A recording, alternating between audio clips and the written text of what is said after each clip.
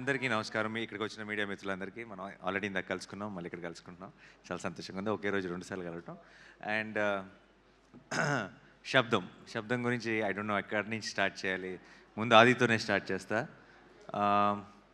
ఆది నాకు ఎప్పటి నుంచో అంటే ఆల్మోస్ట్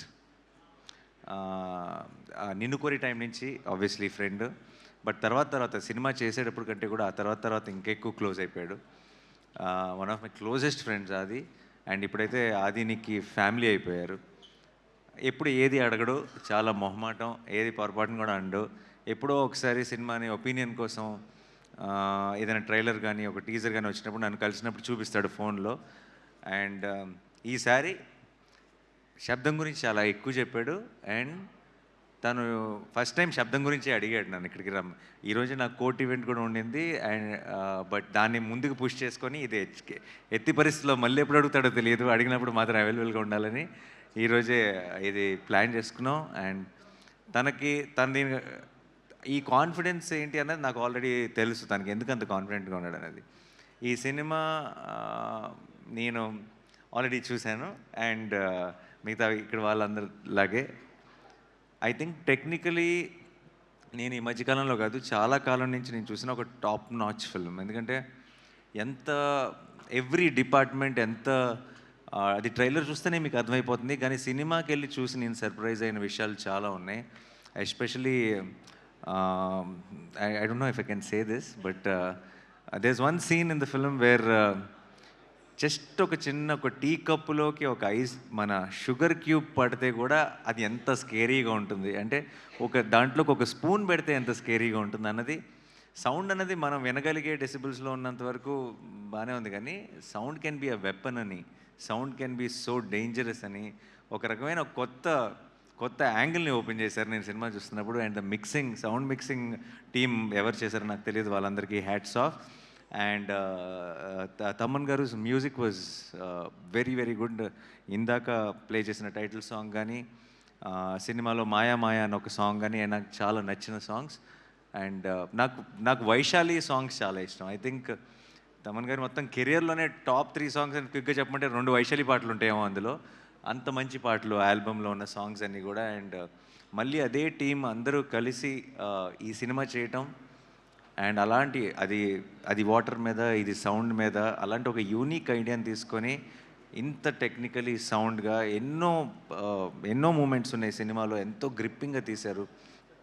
పర్ఫార్మెన్సెస్ కానీ, ఆ సెట్ కానీ, ఈ సౌండ్ డిజైన్ కానీ, అరివల్గన్ గారి డైరెక్షన్ కానీ. I'm a big fan of Eeram sir. I really love that film. And Sabdham was on par with it in every which way, technically in every way. And I really love that experience. And ఇలాంటి ఒక ఐడియాని కన్విన్సింగ్గా చెప్పాలి అంటే చాలా పెద్ద పని, చాలా కష్టం అది. అలాంటిది ఒక మంచి టీం దొరికినప్పుడు మాత్రమే, అందరూ అలాంటి ఒక ఐడియాని నమ్మి కోఆపరేట్ చేసినప్పుడు మాత్రమే అలాంటి ఒక ఐడియా ప్రాణం పోసుకుంటుంది. And Sabdham was brilliant in that way. And నాకు కూడా ఇందాక ఆది చెప్పినట్టు నాకు కూడా ఏం చూడాలో తెలియదు, కన్ఫ్యూజ్ అయినప్పుడు హారర్ సినిమాకి వెళ్ళి ల్యాండ్ అవుతాను నేను కూడా. అండ్ లక్కీగా అలాంటి మూడ్లో ఉన్నప్పుడే పిలిచి శబ్దం చూపించాడు అది. సో నేను చాలా ఫుల్గా ఎంజాయ్ చేశాను ఈ సినిమాని. ఈ నీకు ఆ తర్వాత కూడా చెప్పలేదు నేను, ఎస్పెషలీ నీ చిన్నప్పుడు ఫ్లాష్ బ్యాక్ దాంట్లో నేను ఎక్కువ రివీల్ చేయట్లేదు, బట్ మదర్కి ఏం జరిగింది, దానికి ఆ కొడుకు మ్యూజిక్ ఎలా కారణం అనేది చాలా హెవీ. అంటే నాకు నేను హారర్ సినిమా చూస్తూ కళ్ళలో నీళ్ళు తిరుగుతాయని నేను ఎప్పుడు అనుకోలేదు. And it was such heavy emotion and it couldn't.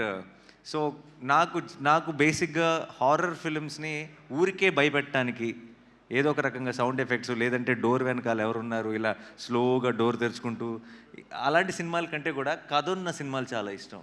ఒక కథ ఉండి ఒక ఇమోషన్ ఉంటే నాకు చాలా ఇష్టం.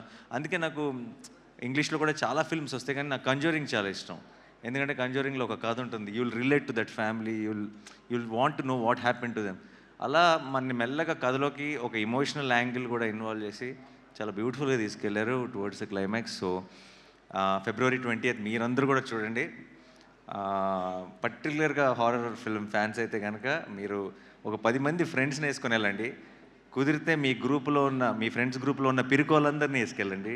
It be an enjoyable experience. నాకు తెలిసి జనరల్గా హారర్ సినిమా థియేటర్లోనే చూడాలి. ఎందుకు చూడాలంటే నెక్స్ట్ ఏం వస్తుందో అన్న భయంతో థియేటర్లో కొంతమంది అరుపులు లేదంటే జోకులు వేయడం మొదలెడతారు. అది అది భయం లేదు అని ప్రూవ్ చేసుకోవడానికి కొంతమంది ట్రై చేస్తారు. సో ఆ ఎక్స్పీరియన్స్ ఐ థింక్ థియేటర్లో మాత్రమే ఎంజాయ్ చేయాలి. సో February 20th మీరందరూ కూడా వెళ్ళి శబ్దం సినిమాని చూసి మా ఆదిని ఈ టీం మొత్తాన్ని బ్లెస్ చేసి ఒక బ్లాక్ బస్టర్ వాళ్ళ చేతికి ఇవ్వాలని మనస్ఫూర్తిగా కోరుకుంటున్నాను.